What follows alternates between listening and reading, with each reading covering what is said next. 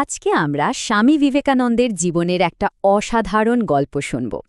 এমন একটা গল্প যা আমাদের ভাবতে শেখায় যে একজন মানুষের আসল মূল্যটা ঠিক কোথায়। চলুন তাহলে শুরু করা যাক। আচ্ছা, একটা প্রশ্ন দিয়ে শুরু করি। বলুন তো, পোশাক কি আসলে একজন মানুষের পরিচয় হতে পারে বা তার মূল্য ঠিক করে দিতে পারে? ভাবার মতো প্রশ্ন, তাই না? আর ঠিক এই প্রশ্নটা নিয়েই কিন্তু আমাদের আজকের গল্প।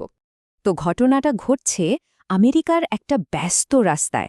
সেখানে স্বামী বিবেকানন্দ হেঁটে চলেছেন তার সেই পরিচিত গেরুয়া পোশাকে। এখন তখনকার দিনে আমেরিকার মানুষের কাছে এই দৃশ্যটা ছিল খুবই অবাক করার মতো একটা ব্যাপার। আর যা হওয়ার তাই হলো। তার এই অদ্ভুত পোশাক দেখে কিছু লোক তো তাকে নিয়ে হাসাহাসি শুরু করে দিল। তারা হয়তো ভেবেছিল ইনি কোনো বোকা লোক, আর তাই মজা করতে করতে তার পেছন পেছন হাঁটতে লাগল। কিন্তু স্বামীজি তিনি এসবে একদমই পাত্তা দিলেন না।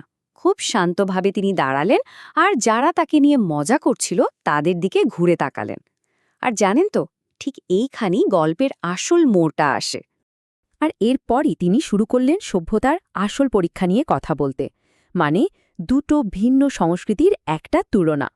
তিনি ওই ভিড়ের দিকে তাকিয়ে খুব শান্ত কিন্তু খুব বলিষ্ঠ গলায় বললেন, আপনাদের দেশে একজন মানুষ কতটা সভ্য তার বিচার হয় তার পোশাক দেখে। মানে এখানে পোশাকই মানুষের পরিচয়।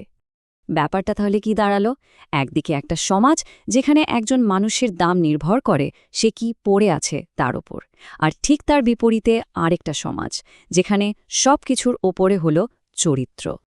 আর এই আলোচনাতেই উঠে আসে মহত্বের আরেকটা মাপকাঠির কথা, যা হলো চরিত্রের পরিচয়। এরপর তিনি যে কথাটা বললেন সেটাই ছিল আসল।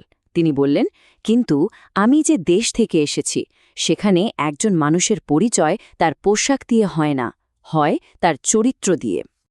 ভাবুন একবার, এই কথাগুলোর জোর কতটা। আচ্ছা, এবার দেখা যাক যারা একটু আগে হাসাহাসি করছিল তাদের কি হলো।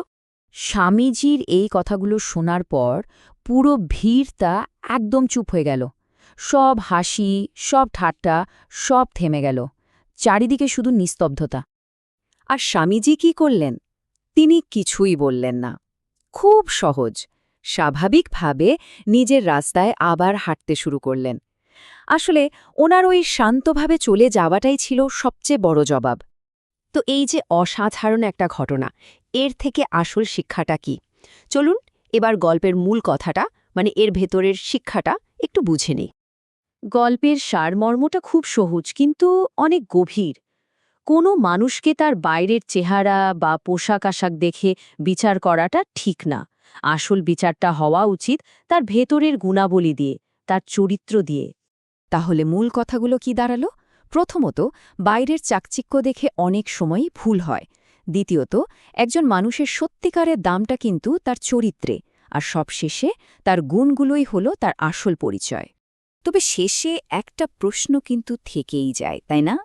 আজকের এই সময়ে যখন চারিদিকে শুধু বাইরের রূপ আর ইমেজ নিয়ে কথা হয়, তখন আমরা ভেতরের মানুষটাকে, তার আসল চরিত্রটাকে চিনব কিভাবে?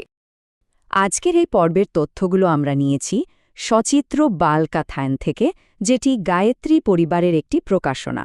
আর এর বর্ণনা কি নেওয়া হয়েছে বিচার ক্রান্তি দূত স্টোরি নামের ইউটিউব চ্যানেল থেকে।